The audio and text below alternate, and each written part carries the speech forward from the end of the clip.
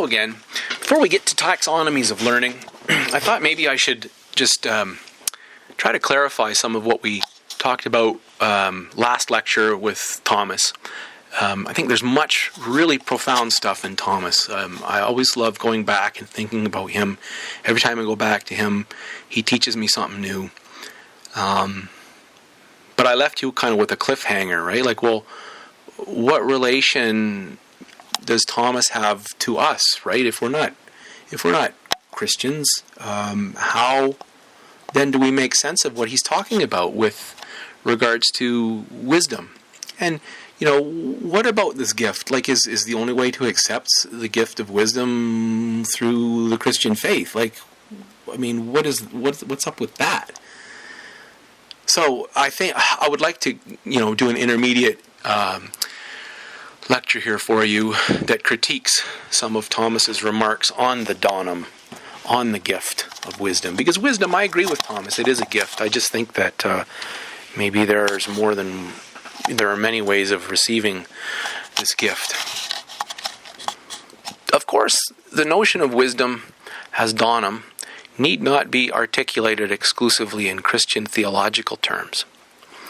Much of what Thomas has to say about sapientia as donum has its origin in Aristotle's writings.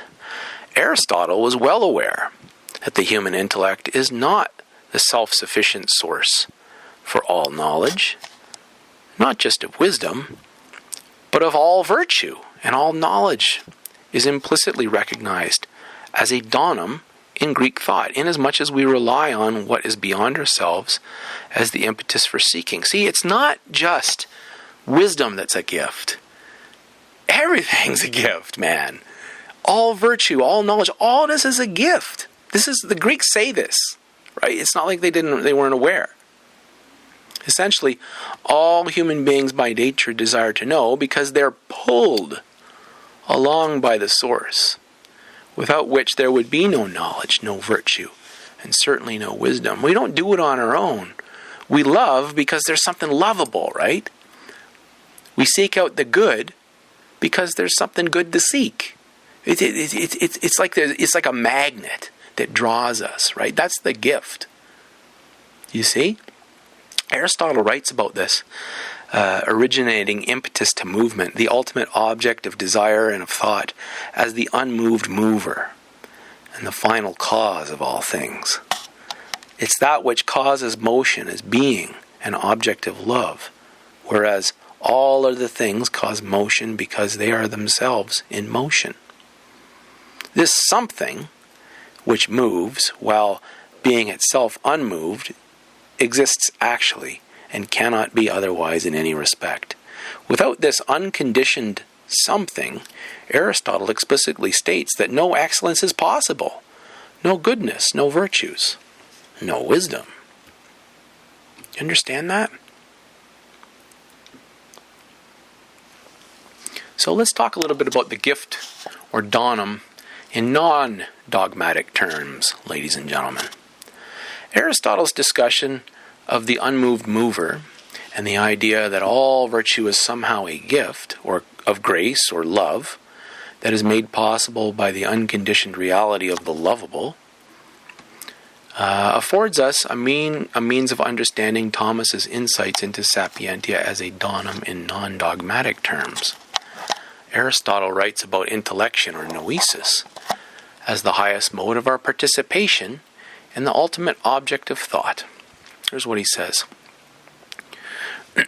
Now, noesis is concerned with that which is in itself best, and mind, or intellect, thinks through its participation in the object of thought, for it becomes an object of thought by the act of taking hold and thinking, so that mind and the object of thought are the same, because that which is receptive of the object of thought and being or essence is mind, and it, mind or nous, is actualized by possessing this object. Hence it is actuality rather than potentiality that is held to be the divine possession of the mind, and its contemplation, or theoria, is that which is most pleasant and best. So, put simply, in Aristotle's view, clear all that up, the mind engaged in intellection or noesis is itself imbued with the gift of participating in the divine nature, to the extent that, at its culmination in theoria, it may be fully actualized as knower, unified with what is known. We do this all the time, folks, don't we? You, your lover, your husband, your wife, your son, your daughter, your friend, each of you, in relation to one another, in that relation of love, when there is a union between you. That's what he's talking about. This is this gift. I mean, it's not, people do that. You know, you don't have to be of any particular faith in order to make these unions. Noesis, having its height in theoria, is receptive of the gift of unification with the lovable. The Thomistic notion of sapientia as donum is therefore understandable in non-dogmatic Greek philosophic terms as well. Okay? All virtue or excellence is a gift for the Greeks. Plato's Socrates makes similar observations about virtue or arete as a gift. It's often taken as the most basic assumption about Socrates' teachings and Plato's writings that virtue can be taught. However, in both the Meno and the Protagoras, for example, an affirmation of this basic assumption about virtue is less than certain. For starters, both dialogues are admittedly aporetic, that is, neither one resolves into a teaching or a dialectically established, positively asserted bit of knowledge about the nature of virtue. Rather, both dialogues end with Socrates and his interlocutors in a state of perplexity or aporia concerning the nature of virtue. All right, so when people say, "Oh well, Plato and Socrates said virtue can be taught," you should question that. Plato's Protagoras depicts Socrates in discussion with the sophist Protagoras concerning the precise question of whether or not virtue, in the form of political science, can be taught. Socrates voices his doubts about the possibility of teaching such practical wisdom or prudence, saying, "I didn't suppose that this could be taught," on the grounds that nobody excellent in political affairs seems able to pass on their knowledge or to teach others how to be similarly excellent. And in the Meno, Socrates again enters into a discussion of what is virtue and whether or not virtue can be taught. At the end of this dialogue, Socrates and his interlocutors remain perplexed, but nonetheless wary of both the sophistic and the aristocratic claims about virtue. Socrates says, "If this whole account of ours has been correctly examined and stated, virtue is neither present by nature," this is the aristocratic claim, "nor is it taught," that's the sophistic claim.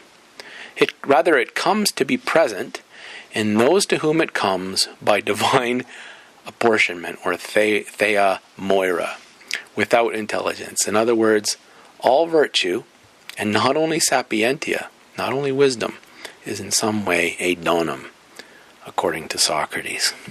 See? Given that Thomas speaks of the highest form of sapientia as a donum, and both Aristotle and Plato speak of not only sophia, but all of virtue as a divinely apportioned gift, one wonders what relevance any discussion of wisdom and virtue might have in the field of public education. Why attempt to teach what is fundamentally not teachable? Why concern oneself with wisdom or the rest of virtue at all? Moreover, if public education prohibits the free investigation of religious aspects of reality, and yet the genuine pursuit of the highest or deepest truth and wisdom ineluctably points us in these directions, then how is philosophy as the pursuit of wisdom, where not only wisdom but all of virtue is somehow a divine gift, even admissible in a school setting? Right? This challenge seems particularly acute in Alberta with its Bill 44 legislation. This is no longer a bill, it's now law, ladies and gentlemen, wherein a waiver and a disclaimer is the legal obligation of every teacher inquiring with his or her students into the truth. When legal prescriptions are placed upon classroom inquiry with every mention of such elements of reality, how can one philosophize or seek to cultivate virtue or character excellence in an educational setting? Well, the answer to these questions about the legitimacy of pursuing wisdom in a public educational institution lies in the fact that all virtue is never for its own sake. The Stoics teach that virtue is its own reward, and that the having done it is the recompense for what is done rightly. In their view, virtue is self-sufficient. It doesn't rely on any source or purpose beyond itself, and is not, in some fashion, a gift dependent upon what is beyond us. There's Calvin and Hobbes talking about virtue there. But Thomas, Plato, and Aristotle tell us that human beings cannot live by such happiness. So they disagree with the Stoics. Our deepest thirst cannot be allayed in this way. In other words, an education that would content itself with what can be taught, or what is teachable, is not an education at all. I should read that again to you. An education that would be content itself with what can be taught, or what is teachable, is not an education at all. Rather, classically speaking, all education that has happiness as its aim depends upon developing wisdom or consciousness of and attention to the final end of this unmoved mover. Whether the impetus or universal desire to know this final cause is named as such, it's nonetheless rooted in the experience of the attractive forces of the ultimate reality. It is for this reason that education and human life as a rational enterprise cannot help but be in some fundamental way theological and philosophical. So it's important to stress that for the ancient and medieval authors we have studied, it's certainly not the case that there is only one sort of life, the contemplative life. Nor do any of them argue that it ought to be the project of an educational system to make or to transform society into some strange order of monks or contemplative mystics. Nor is it the object of this course to argue for any such transformation. I think that's not a good idea at all. Rather, each of these authors simply points to the importance of recognizing that theoria, or contemplatio, is a fundamental component in the pursuit of wisdom.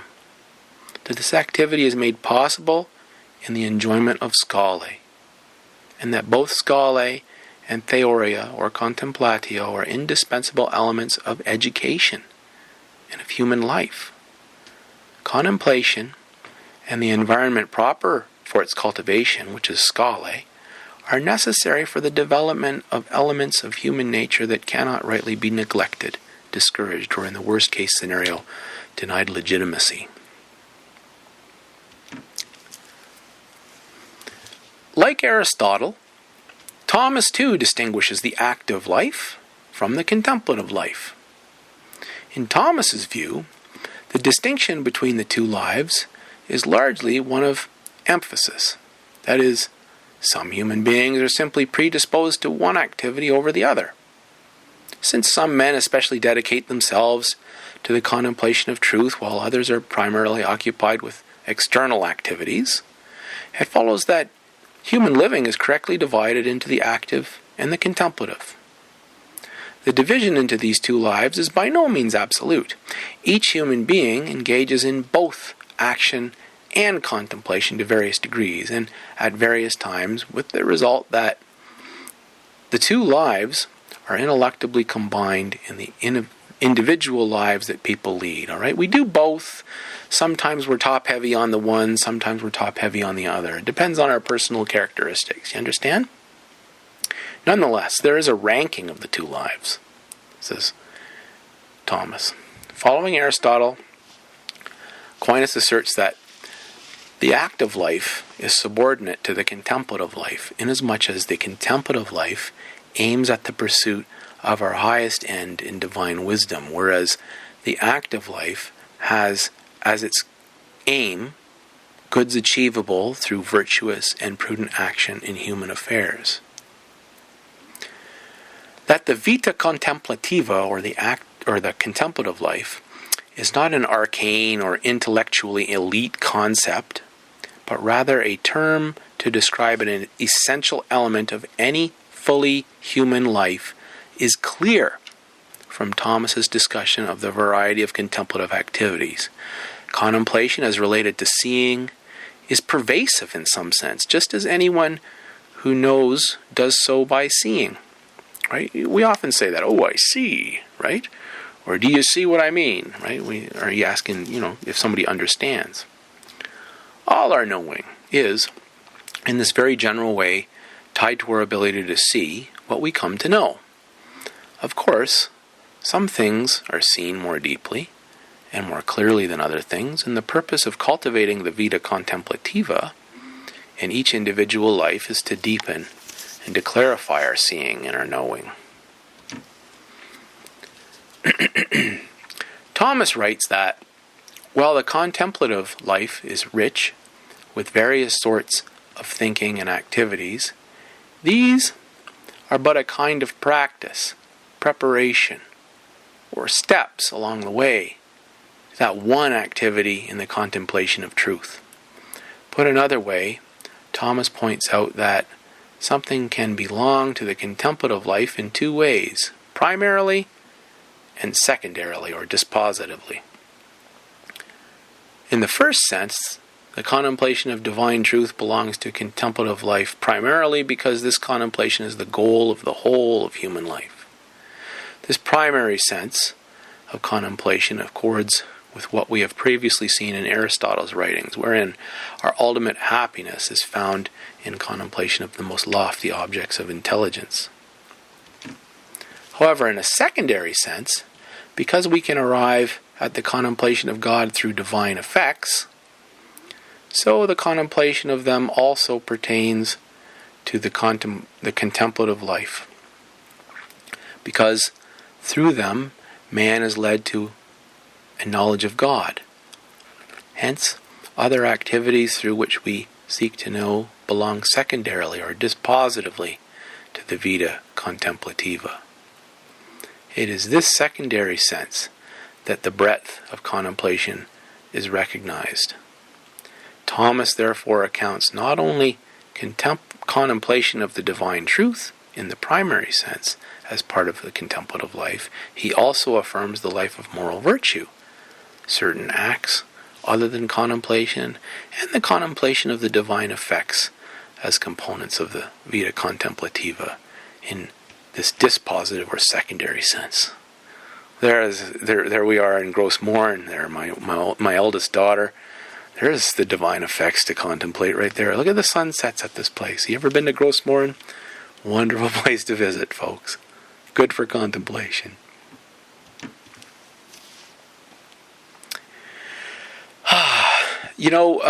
Thomas furthers our understanding of the breadth and scope of contemplation in the Summa by pointing out that although the contemplative life has gazing upon the divine and the pursuit of divine wisdom as its final and highest goal, there are nonetheless a variety of types or species of contemplation. All right? So I don't want you to think that every time you hear the word contemplate or contemplative, it has to do with something with divinity. Okay? Here's a little quote from him, quoting Richard of St. Victor, enumerating 6 levels of contemplation. The first is in the imagination alone, as when we consider corporeal things. The second is in the imagination assisted by the intellect, as when we consider the order and disposition of sensible things. The third is in the intellect assisted by the intellect, as when we are raised to invisible things through the consideration of visible things. The fourth is in the intellect, as as when the mind considers invisible things which the imagination cannot perceive. The fifth is above the intellect, as when, through divine revelation, we know things which the intellect, or which the human mind cannot comprehend, rather.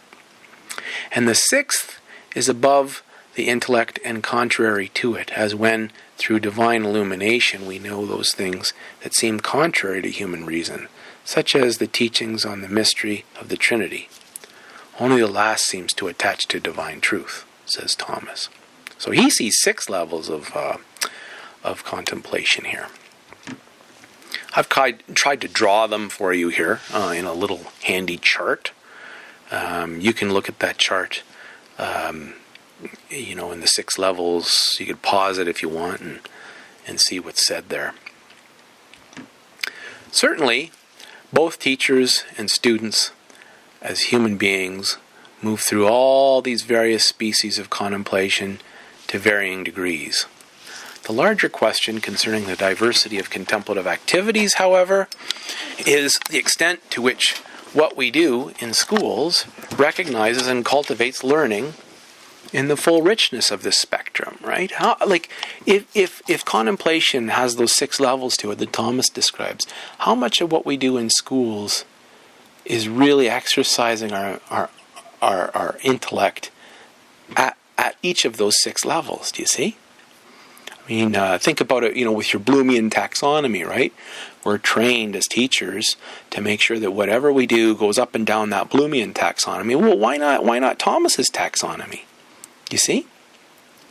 Given that contemplation is related to our highest happiness as human beings, and that education should be about making human beings aware of and independently able to pursue their highest happiness as rational beings, to what extent did the contemplative exercises administered in our schools truly lead our students into such an awareness of the amplitude of our nature? And to what extent are teachers given any opportunity to pursue the richness and full panoply of contemplative activities? So let's discuss these sorts of things in our next class when we meet together. Thanks for listening today. You've been very patient.